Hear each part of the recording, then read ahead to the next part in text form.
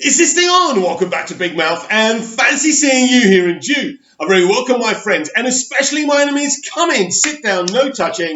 I don't do the touching, and welcome to today's DCEU Extra. You know what the DCEU Extra means. It means I forgot to talk about something really important. So while promoting his recent movie, Gareth Evans talks about the faulted, cancelled Deathstroke movie. And Joe Blow have done a little bit of a spread here. Not much of an article, not a long one, but there is some great quotes from Gareth as well. So let's talk about the film that never was. Gareth Evans' Deathstroke movie.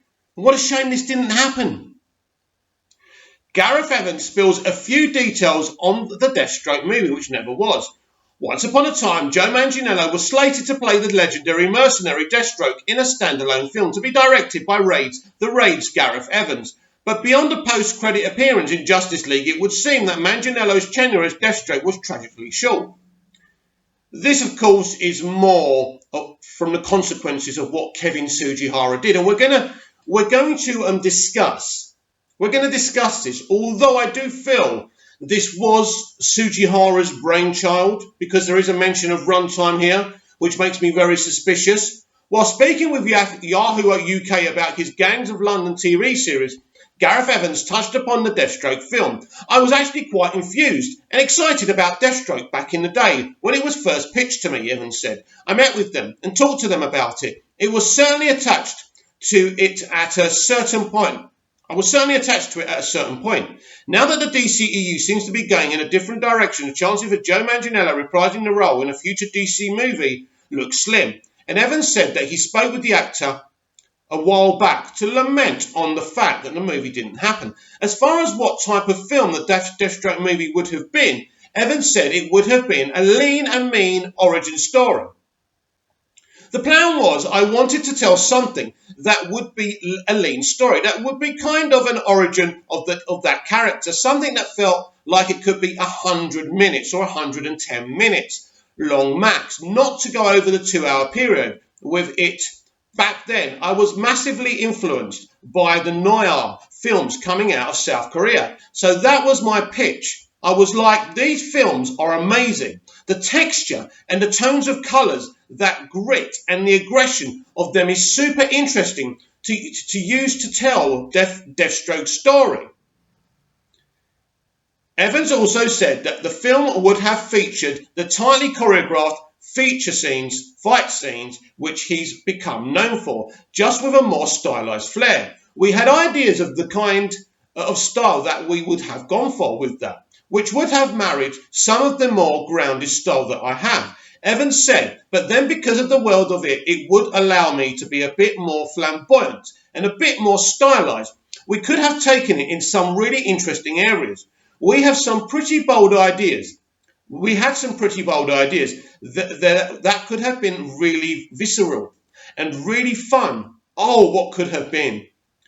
Gangs of London debuted last week, telling the story of London being torn apart by a turbulent power struggle of its international gangs and a sudden power vacuum that's created when the head of London's most powerful crime family is assassinated.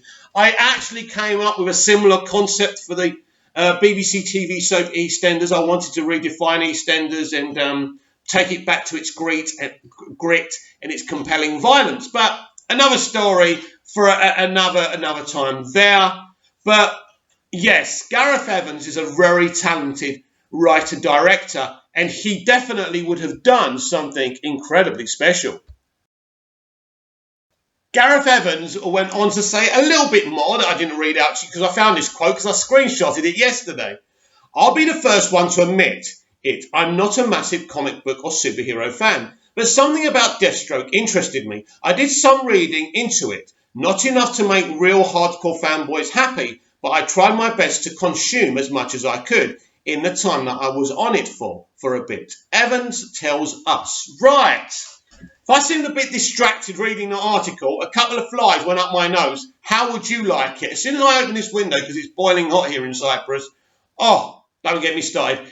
Anyway, right, so he admits he's not a comic book or superhero fan. I don't think that's a necessity. I think it helps. I think he helps you understand the world, but it's not a necessity. He's clearly a very talented man. Is it the South Korean fighting style he was talking about?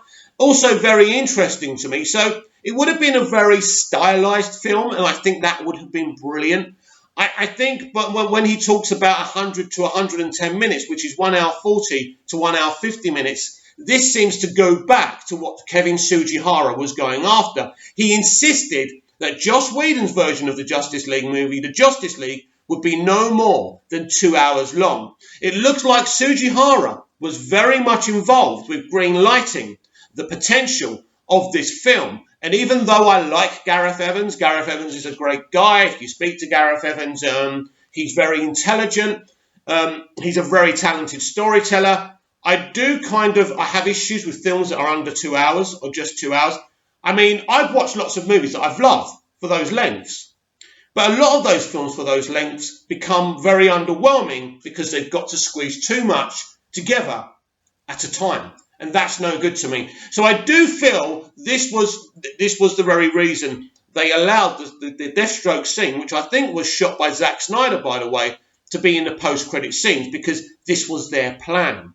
This was their plan to have an under 2 hour Deathstroke movie, an origin movie. Now, it's all very weird to me because originally Zack was the one who basically cast who he cast as Deathstroke, right? He liked the actor. He considered casting him as his Superman as well. I was a bit nervous when I heard about that. I thought, Zack, you really want to cast him as Superman? How is that going to work? But anyway, it didn't happen. Henry Cavill was a much better fit. So for me, Zack wanted Deathstroke as part in his world, right? Deathstroke was going to be in Ben Affleck's The Batman movie. So eventually, maybe Ben Affleck would have wrote and directed his own Deathstroke movie, which would have been more interesting to me.